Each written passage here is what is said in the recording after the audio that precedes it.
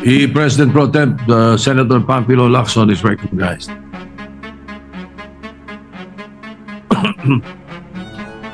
Thank you, Mr. President. Mr. President, my esteemed colleagues, I rise today on a matter of personal and collective privilege. Before I start, Mr. President, and with the indulgence of our distinguished colleagues, let me put this one issue away first. The DPWH Undersecretary that I mentioned to have offered our Senate President through his staff to make insertions in the 2026 National Expenditure Program had vehemently denied it to her new boss, Secretary Vince Dizon, and to his face at that. Was actually lying through her teeth. Dapat alam niya na hindi ako basta nagsasalita ng walang katibayan. Ayan po ang resibo, Mr. President, and I quote, "Para maisama ko po sa NEP, sir." Her words, not mine. Sabi nga ng mga abogado, res ipsa loquitur. The thing speaks for itself. I will now proceed, Mr. President. Exactly 3 weeks ago, I took this floor to expose what I call the flooded gates of corruption, a dam of deceit that is burst open, unleashing the tales of insatiable greed that continue to drown our nation. Simula na mabuksan ang agos ng usapan tungkol sa mga anomalya sa DPWH, bumuhos rin ang katakot-takot na ulat mula sa mga netizens at karaniwang mamamayan na nagmamatsyag sa mga substandard at ghost projects sa iba't ibang dako ng kapuluan. Kasabay ng bugso ng puot ng taong bayan laban sa iba't ibang personalidad na di umano ay sangkot sa pagsasamantala sa kaban ng bayan. Ang halos nagkakaisang sigaw ng lahat. Dapat may managot, dapat may makulong. Our frustrated countrymen cry in unison. Name, shame, and prosecute. We in this august hall share the same frustration, except for the chaos and anarchy in the streets and in some public and private properties, which hopefully will not escalate. It is but right and just that we all demand that heads must roll and those responsible must be put behind bars, whichever agency or office, even those in high towers of power they may come from. Justice must catch up with these people because enough is enough. Having said that, my office is fully committed to submit the overwhelming loads of reports we receive on substandard and ghost flood control projects to the concerned authorities in view of the forthcoming investigation by the yet-to-be constituted independent probe body. To this end, we decided not to include the same or similar anomalous flood control projects anymore in my follow-up privilege speech today. Instead, I will focus on sharing with you the various forms of corruption in fine print. Evidence so telling that it will nail the coffin for the summary dismissal and/or prosecution of these culprits with a warning that what you are about to see may be hazardous to your health in that it will make your blood boil over the maximum normal systolic and diastolic thresholds. First, how the fruits of corruption are being squandered, albeit partly by these officials, entrusted to protect people's lives and low-lying communities from the devastation caused by typhoons and low-pressure areas. And when I say partly, I do not mean paltry sums of money, Mr. President. Second, how the same officials maneuver and manipulate the processes and procedures involved to collect from unaccomplished or uncompleted, even ghost projects perpetrated by these incorrigible and probably beyond redemption government officials. Unahin po natin ang mga tinaguriang BGC boys. We delve so deeply into the web of corruption involving the culprits behind the notorious Bulacan flood control disaster. Sa lalim po ng inabot ng aming pagsisiyasat, sukdulang nakakarimarim na ang aming nadiskubre. These DPWH officials reached the lowest of the low and the highest of the high in the many corners of casinos across the country. On top of their multi-million peso wristwatches, signature clothes, and sneakers and whatever else lavish lifestyles, these 5 erstwhile DPWH officials of the Bulacan First District Engineering Office gained them a moniker, BGC Boys. Not Bonifacio Global City Boys, Mr. President, but rather the Bulacan group of contractors as they have been known to casino employees. Hindi tambay ng High Street sa BGC ang mga ito. Hell Street siguro, Mr. President. At siyempre, nagtatago sa mga aliases ang BGC Boys. Let me do a roll call, complete with valid identification cards like driver's licenses from the Land Transportation Office, but this is a separate matter to be investigated, my distinguished colleagues. Ang kakasibak lamang na DPWH OIC Assistant Regional Director ng Region 4A at dating District Engineer ng Bulacan na si Henry Alcantara, alias Joseph Castro Villegas. OIC District Engineer ng Bulacan, First District, Bryce Erickson G. Hernandez, alias Marvin Santos de Guzman. Assistant District Engineer, JP D. Mendoza, alias PJ Castro Asuncion. DPWH Engineer 2, RJ Dumasic, introducing himself as a contractor from Sims Trading Corporation with alias Sandro Bernardo Park at Edric San Diego as himself. They may hide their identities, but having spent practically all my law enforcement years conducting intelligence and investigative work, I know criminals when I see them. No matter how real-looking their IDs are, no matter how long they were able to thrive in the shadows, no one can shield them from the day of reckoning that they deserve. Lalong-lalo na kung lantaran at walang pakundangan na ang pagnanakaw at paglustay ng kaban ng bayan, Mr. President. Base sa mga dokumentong nakalap namin mula sa PAGCOR, malulula tayo sa laki ng halagang naging talo sa kasino ng 5 ito. 950 million in gross losses, Mr. President. Base ang mga ito sa official at validated na record mula mismo sa 13 kasino sa Metro Manila, Cebu at Pampanga. Halimbawa, itong si former Assistant District Engineer at OIC District Engineer Bryce Hernandez alias Marvin Santos de Guzman, mayroong combined gross losses sa mga kasino na 435 million pesos. Halos hindi sila nagkakalayo ng OIC Assistant District Engineer niya na si JP Mendoza alias PJ Castro Asuncion na may 418 million pesos sa nakabuwang talo sa iba't ibang mga kasino. Ang former District Engineer na si Henry Alcantara na hindi naman tumanggi na pumapasok at nagsusugal sa kasino ay nakapagpatalo ng 68,000 pesos pero bilang Henry Alcantara lamang yan. Ang mas malaking bulto ng kanyang talo habang nagtatago sa kanyang alias na Joseph Castro Villegas ay tumataginting na 36.7 million pesos in gross losses. Hindi rin natin sinasantabi ang milyones na pinagtalo ng mga DPWH employees na nagpapanggap na contractors na sina Project Engineer RJ Dumasig alias Sandro Bernardo Park na may gross losses na 16.9 million at Edric San Diego alias himself or as himself na may losses na 42.4 million pesos. Akala siguro ng mga ito ay maaari silang manatiling multo o incognito.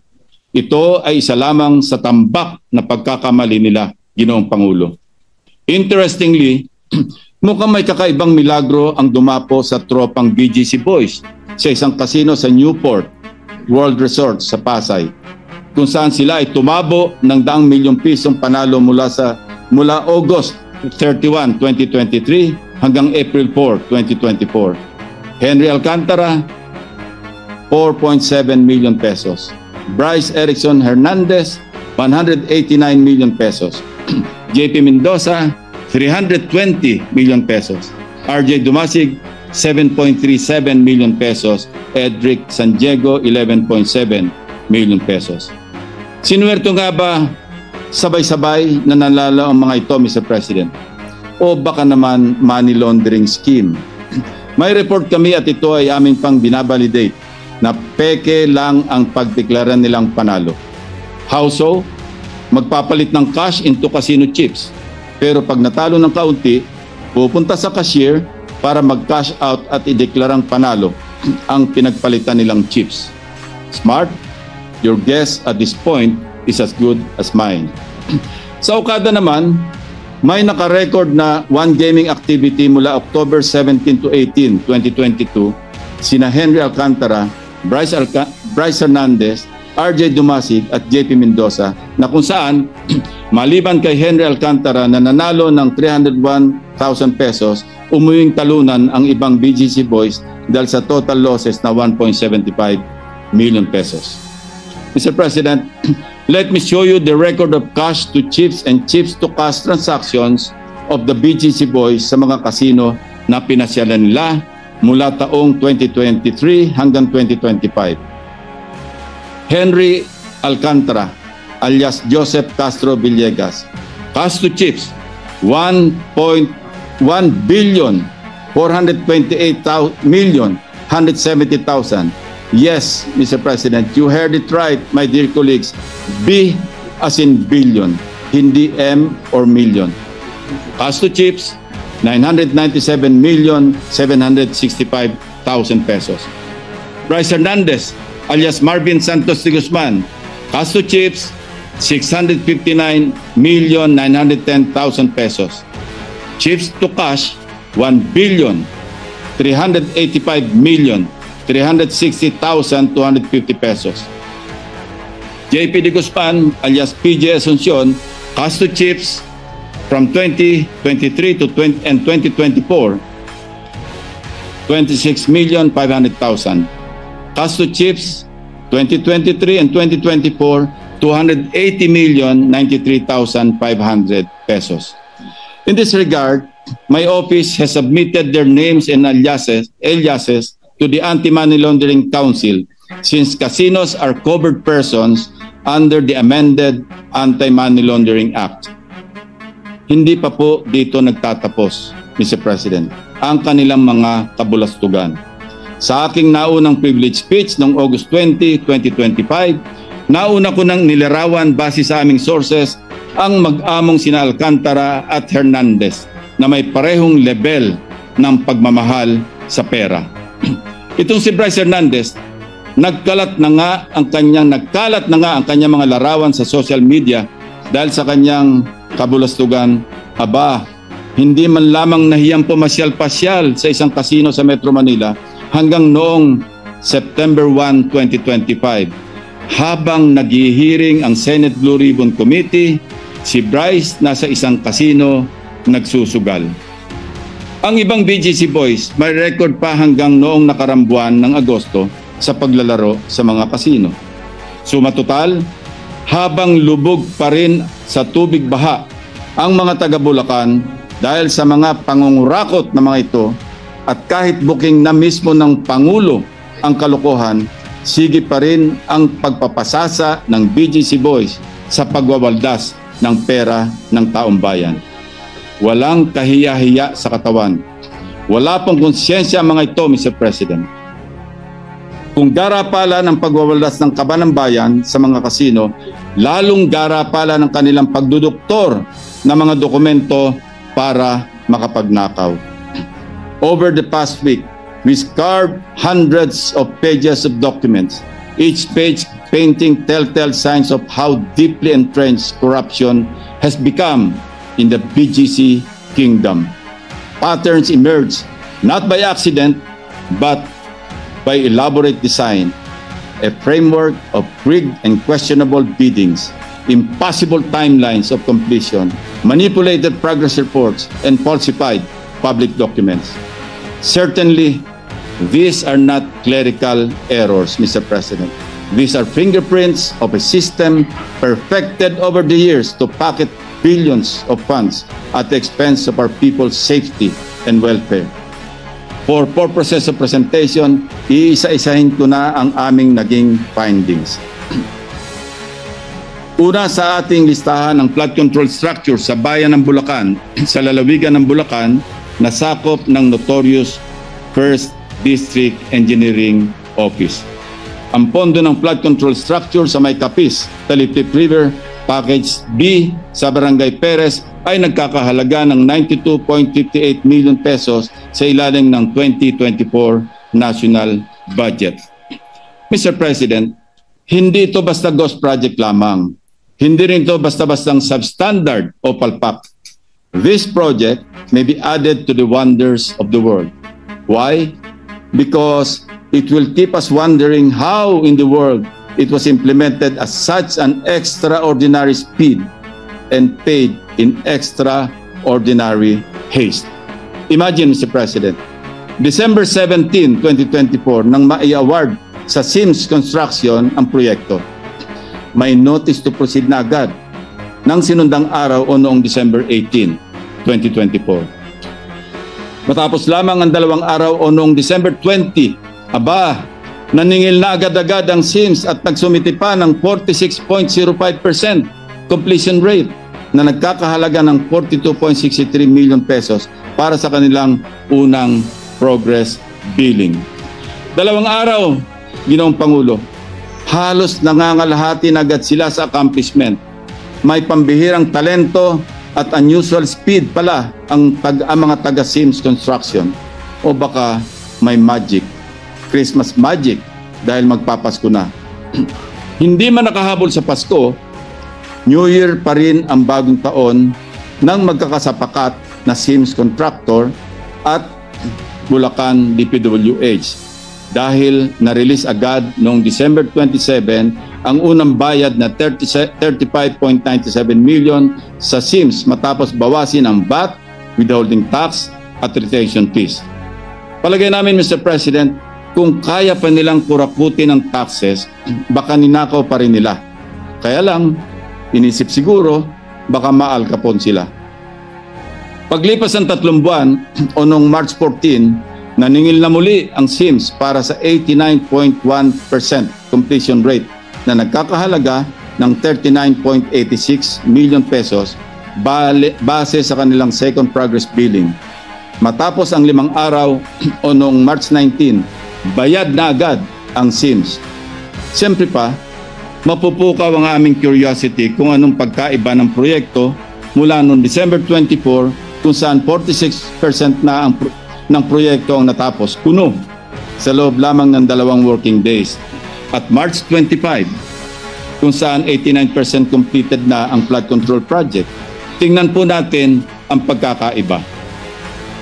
Ito po ang mga larawan na naka-attach sa first billing request dated December 20, 2024 na 46% completed daw at second billing request dated March 14, 2025. Sabi nga po nila, can you spot the difference? Wala po tayo makikitang pagkakaiba, Mr. President. Let me explain. Maliban na lamang kung ang 2 taong nakatayo noong December 2024 ay hindi umalis at hindi rin gumalaw hanggang Marso ng sumunod na taon, no-brainer ika nga, maliwanag na iisa ang larawan na ginamit at sinumite para sa 2 progress billings ng Sims. Trabahong tamad para sa trabahong gahaman, Mr. President. Hindi pa nagkasya rito ang handiwork ng contractor na Sims at DPWH, my dear colleagues. Sa third and final payment, sumobra pa ang kubra ng Sims ng 3.9 million pesos kaya naging 14 million pesos.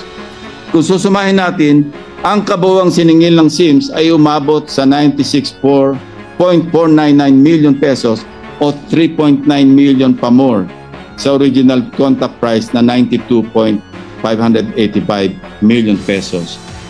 But lo and behold, aprobado ito, certified, checked, and reviewed by the BGC boys na sina Project Engineer RJ Dumasig at JP Mendoza. Ang monthly certificate of payment para sa statement of work ng Sims. kasamang dagdag na 3.9 million pesos sa revised contract. Ang unang minadaling progress billing number 1, approved for payment rin sina Bryce Hernandez at Henry Alcantara, kaya release agad-agad ang singilin ng SIMS. Hinog na hinog sa criminal case na malversation through falsification of public documents. Mamaya po, hihimayin natin ang mga patong-patong na kaso na maaaring hanapin ng mga ito. If you know me, Mr. President, hindi pa rin sa akin sapat ang mga dokumento at kwento.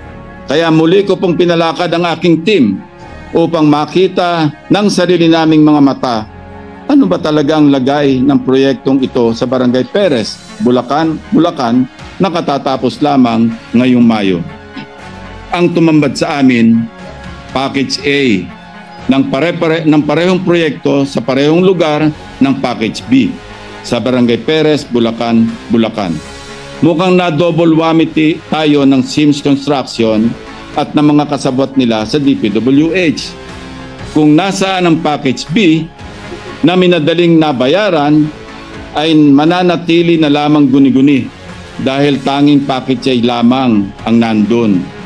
Ito po ang itsura ng Package A na walang pinagkaiba sa ghost project na Package B. Tagpi-tagpi na nga at ang completed na Package A minulto pa sa Package B. Mr. President, SIMS Construction seems to be complicit sa broad daylight robbery na ito. Not once, but twice. Dapat makasuhan din ang kontraktor na ito bukod pa sa forever blacklisting. Marami pang katanungan kaugnay ng proyektong ito, tulad na lamang ng irregularidad sa mga dokumento, pag-release ng bayad sa kabila ng kakulangan ng pirma ng mga kaukulang opisyal. Sa dalawang proyekto sa Barangay Bulusan, Kalumpit, Bulacan, copy-paste din ang modus ng SIMS, Mr. President. Ang masama, dalawang proyekto pa ang hinokus-pokus ng kontraktor at DPWH engineer sa Bulacan. Ang isa, Contract ID number 25CC0072 para sa Riverbank Protection sa Barangay Bulusan, Kalumpit, Bulacan, na may original contract price na 74 million pesos. Ang isa naman, Contract ID 25CC0091 para sa flood control structure sa Barangay Bulusan, din mula sa Purok 4 hanggang Purok 5. Ang halaga, 92.7 million pesos. Akala namin, namamalikmata lamang kami noong una namin kinilatis ang mga kontrata, distinguished colleagues. But documents clearly show not only how unscrupulous but also how brazen these people can be.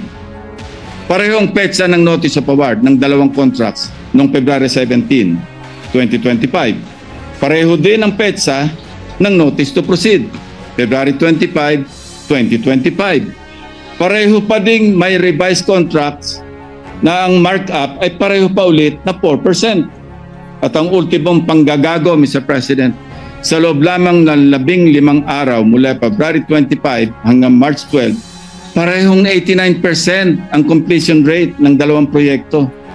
Hindi lang yun. Siyempre, sabay din ang singil ni SIMS para sa second and final payments noong April 4, 2025. Fully paid ang parehong proyekto na sa parehong araw din noong April 22, 2025.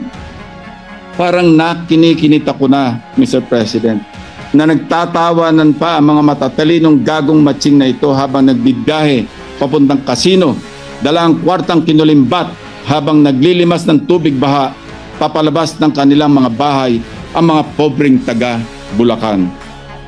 Magkaibang proyekto na ang contract duration na sana ay 240 days at 270 days respectively, pero sabay natapos ng record period na 34 days. 100% completed kuno. Sa kabilang dako, okay, let's give him the benefit of the doubt. Baka nga naman 100% o 100% na lakas ang binigay ng SIMS kaya natapos agad-agad at sabay pa ang dalawang proyekto. Tingnan natin ang progress reports na sinumiti nila, Mr. President. Sa slide na ito, makikita ang sinumiting photos para sa progress billing number 1 ng SIMS noong March 14, 2025. Sa kaliwa, attachment para sa 25CC0072 contract. Sa kanan naman, para sa contract 25CC0091, may pinagkaiba po ba? Ganito rin ang attachment para sa second and final billing na sinumite noong April 4, 2025. Hindi tayo namamalikmata. Harap-harapan, pinagnanakawan po tayo. Mr. President, sa kabuuan, 174,699,499 pesos and 11 centavos ang halaga ng dalawang proyektong ito. Base sa sinumite ng DPWH sa isang report sa Blue Ribbon Committee hearing, sinasabing ang contract ID 25CC0072 ay walang istruktura. Kaya ghost project po talaga ito. One project for the price of two. Hindi po ba sadyang panggagago na ito? Papayag po bang mahigit na 112 million Filipinos na patuloy na magpaloko sa kontraktor at 5 tulisan na ito? Obvious rin ang kabalbalan sa mga reports para sa proyektong construction of pumping station ng floodgate sa Barangay Atlag, Malolos, Bulacan na may halagang 92.5 million pesos sa ilalim ulit ng 2024 GAA. Ang kontraktor nito, ang IM Construction Corporation. Base sa mga sales invoice, 4 na beses nakasingil ang kontraktor para sa kabuuan ng proyekto mula October 2024 hanggang Mayo nitong taon, kasama ng 15% advance payment. Nakikita po niyo sa screen ang mga petsa ng request for progress billing noong December 20, 2024, February 24, 2025, at April 29, 2025. At mapapansing pareho ito sa style ng SIMS, Mr. President. Subalit, ito natin ang ating atensyon sa mga naka-attached na larawan sa first progress report noong December 20, 2024 at third progress report noong April 29, 2025. Ang sunod na mga litratong ito ay may petsang December 2024 at April 2025 pa rin. Parehong larawan, ang mga bulok at kinakalawang na sheet piles, parehong pwesto ng mga makinarya at parehong pwesto ng mga manggagawa. Ang kaibahan lamang, ang lighting at contrast ng mga larawan. To ask how this doctored photos slip past the eyes of officials is not even a question, Mr. President. Talagang may sabwatan.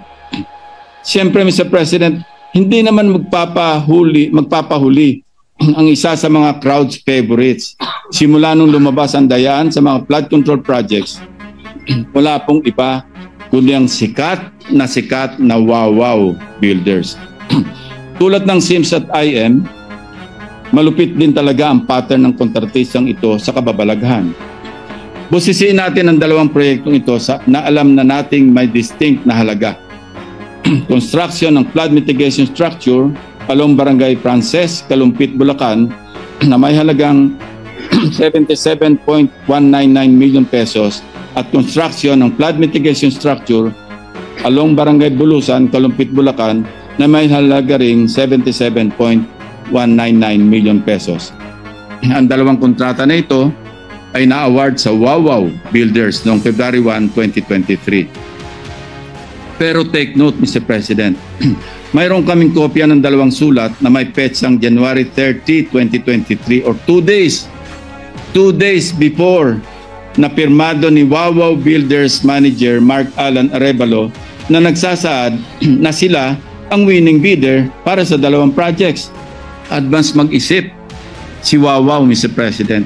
Ang notice to proceed para sa dalawang contracts pareho rin ng petsa, February 13, 2023. Subalit mahigit 1 linggo pa lamang ang nakalilipas mula sa petsa o notice to proceed, naniningil na para sa 50% project accomplishment rate ang Wow Builders. Ang nakasaad sa 50% accomplishment rate na ito ay resulta ng isinasagawang trabaho na di umano mula February 13 to 20. 7 days, Mr. President. Ayon sa mga sales invoice na hawak namin, na-release naman ang hinihinging kabayaran noong February 23, 2023.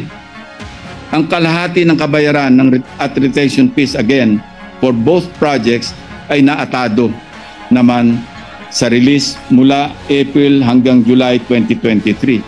Sabay rin ang mga petsa ng bayaran kung saan hindi rin nagkakalayo ang mga halaga. Ang 50% ng proyekto isinagawa ng 7 araw. Ang sunod na kalahati, ginawa ng mahigit 4 na buwan. Not for one project, but for 2, Mr. President. Napakahusay, napakaganid. Kawawaw na kawawaw talaga tayo sa Wawaw Builders. Mr. President, Bulacan has proven to be the national sewer of corrupted flood control projects. Hindi na nakapagtataka na marami ang nagkalkal ng record ng mga kontraktor sa buong probinsya. Isa na dito ang Global Crit Builders na kumubra ng 2.195 billion flood control projects mula 2018 hanggang 2024 sa Bulacan pa lamang. Ang Global Crit ay pagmamayari ng mga maglangke ng Candaba. Si Mayor Rene Maglangke ang presidente noong 2024 na kung saan may mga kontrata na siya mismo ang pumipirma na dapat sana ay nag-divest siya. This should not come as a surprise, Mr. President. In the words of Mayor Maglangke, and I quote, "Isa akong malaking kontratista. Kilala sa buong Pilipinas na nangongontrata at bilyon-bilyon ang proyekto ko sa buong Pilipinas. Growing family business indeed." Pero hindi pa dito natatapos ang kwentong pamilya, Mr. President. The web of family names reveals a web of stories.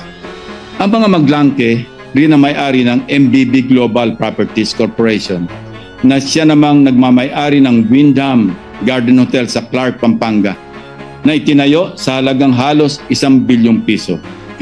Gayunman, kung babalikan, hindi lamang Maglangke ang kilalang family name na nagmamay-ari ng MBB Global Properties. Nitong August 15, 2025 lang daw nagpalit ng stockholders ang MBB. Nevertheless, the 2024 General Information Sheet or GIS of the MBB Global Properties Corporation would show the following. Macy Monique Maglangke, President. Sunshine M. Bernardo, Corporate Secretary. Fatima Gay B. Bonoan de la Cruz, Treasurer. Ulitin ko. Maglangke, Bernardo, Bonoan, MBB. Coincidentally, these are known surnames of today's flood control saga. Candaba Mayor Rene Maglangke, ang patriarch ng Maglangkes of Global Concrete Builders, contractor ng multi-billion peso worth of flood control projects. DPWH Undersecretary Roberto Bernardo na kamakailan lamang ay nag-early retirement matapos masangkot sa maanomalyang flood control. At siyempre pa, dating DPWH Secretary Manuel Bonoan. Maglangke, Bernardo, Bonoan, MBB, Mr. President. Kayo na po ang mag-connect ng dots. By the way, sina Macy Maglangke, Sunshine Bernardo at Fatima Gay Bonoan de la Cruz ay mga anak na mga nabanggit na opisyal ng gobyerno. Kaya naman pala ang palaging depensa ni dating DPWH Secretary Bonoan, isolated case lang daw ang nakita ni Pangulong Bongbong Marcos sa Ghost Project sa Bulacan. Ayaw na siguro ni Bonoan na maungkat pa sa investigasyon ang Global Crit. Saan ba hantong lahat na ito, Mr. President? Our people are growing impatient and angry, but we are not in the business of quick fixes and band-aid solutions. The newly installed Secretary of Public Works and Highways, Vince Dizon, has hit the ground running to weed out the corruption in the agency. Investigators are running their course in both chambers of Congress. The President shows no sign of wavering in this fight. We are on the right trajectory in getting to the bottom of this systemic rot and punishing to the fullest extent of the law those who have corrupted us. Sa dahilang ang prosecution ay mandato ng ehekutibo, titiyakin nating may ambag ang oversight functions ng Senado sa pagpapanagot ng mga sangkot.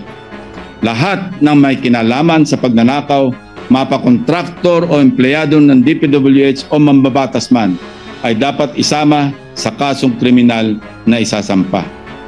We respectfully urge the DPWH to refer this matter for the filing of criminal cases, including multiple violations of Article 217 in relation to Articles 48 and 171, Paragraph 4 of the Revised Penal Code, or malversation through falsification of public documents.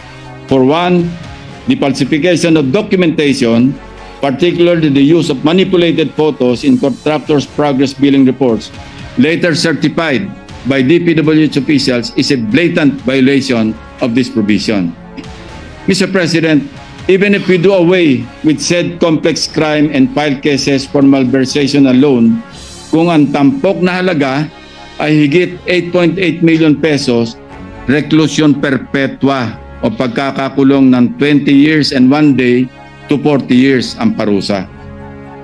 Next is the prosecution for violation of the Anti-Graft and Corrupt Practices Act, Republic Act 3019, Section 3E, causing undue injury to the government or giving a private party unwarranted benefits, advantage, or preference through manifest partiality, evident bad faith, or gross inexcusable negligence. And Section 3G, entering on behalf of the government into contracts manifestly and grossly disadvantageous to it. And Section 8, in relation to Republic Act 1379, unexplained wealth. We also strongly endorse the filing of charges for violation of Republic Act 7080 or the Anti-Plunder Law, Mr. President. Sapat naman pong basihan ang nakakapangilabot na laki ng halaga ng mga anomalya sa flood control. Bilyones po ang pinag-uusapan nating nauwi sa ghost projects. Ang marangyang pamumuhay ng mga sangkot na opisyal ng DPWH at ang daang milyong kaya nilang ipatalo sa mga kasino ay kabilang sa magpapatunay sa paglabag sa batas na ito. These facts show that the accumulated ill-gotten wealth has undeniably breached the minimum threshold for plunder, which is 50 million pesos. Dahil ang bawat isang maanumalyang kontrata ay isang hayagang paglabag sa batas, malinaw po na natutugunan nito ang requirement ng Anti-Plunder Law na nagsasaad na ang ill-gotten wealth ay dapat nagmula sa paulit-ulit o serye na mga gawain upang makaipon ng yaman sa pamamagitan ng pandaraya. Mr. President, we likewise detail the infractions of the BGC boys in connection with their gambling spree. Sa paggamit ng fictitious names o aliases upang itago ang kanilang identity sa mga casinos, easily, Mr. President, this is a clear violation of Article 178 of the Revised Penal Code, or the use of fictitious name and concealing true name. To further sustain the use of their pseudo-identities, the BGC boys used fake driver's licenses to gain entry into casinos, thereby violating Section 31, Article 2 of Republic Act 4136, which expressly outlaws the making, use, or possession of licenses in imitation or similitude of those legally issued by the LTO. Sa actual na garapalang paglalaro sa kasino, ito po ay violation ng Presidential Decree number 1869, Republic Act 6713, and various memorandum circulars prohibiting and penalizing government officials for entering and much more for playing in casinos. Mr. President, the Anti-Money Laundering Act as amended is likewise violated as the proceeds of graft and plunder are transacted and converted by purchasing casino chips and subsequently cashing them out after minimal gaming, thereby disguising the true source of the funds. Considering the glaring violation of the Anti-Money Laundering Act by these big-time gamblers, we urge the Anti-Money Laundering Council to immediately initiate an action for the freezing of the bank accounts of these individuals and the subsequent prosecution for violating the law itself. Finally, Mr. President, umaapaw din ang kinaharap na kasong administratibo ng mga DPWH officials na ito. Among these are grave misconduct, serious dishonesty, gross neglect of duty, and or conduct prejudicial to the best interest of the service, violations of the Code of Conduct and Ethical Standards for public officials and employees, and the Code of Conduct pertaining to the practice of their profession as regulated by the Professional Regulation Commission. Our goal is not only punitive but also preventive. So we do it through reforms in our legislation, Mr. President. Amendment of Republic Act 4566 as amended by PD number 1746 or the Contractors License Law to institutionalize the perpetual absolute ban of blacklisted contractors found to have ghost and substandard projects and higher penalties for conflicts of interest brought by interlocking positions in related industries or entities. Amendment to increase penalties for conflicts of interest, especially those public officials and employees who may also act as contractors under Republic Act 6713 or Code of Conduct and Ethical Standards for Public Officials and Employees. Transparency initiatives in the budget process and accountability measures in the planning and budgeting of infrastructure projects. Kung walang detailed architectural and engineering design or DAED, wala dapat pondo. DPWH should also publish DAED, Program of Works and Detailed Unit Price Analysis or DUPA. Mr. President, more than ever, we need people speaking up, not talking down on the efforts we have built. Words such as, wala ring mangyayari dyan, wala namang makukulong, at umpisa lang yan, malilimot din yan, do not help our cause, Mr. President, but only embolden those who have robbed us of our hard-earned taxpayers' money. In my first privilege speech, I spoke about the flooded gates of corruption. Today, we turned our sight into a darker place, the flooded gates of hell. There, we can find those who rob the Filipino people, drowning not in floodwaters but in sins and moral decay of the corrupt and greedy officials and contractors. Sana, sa madaling panahon, malunod ang may mga kasalanan sa dami ng kasong kanilang haharapin. Mr. President, these people have reduced the lives of our flood-stricken countrymen into living hell.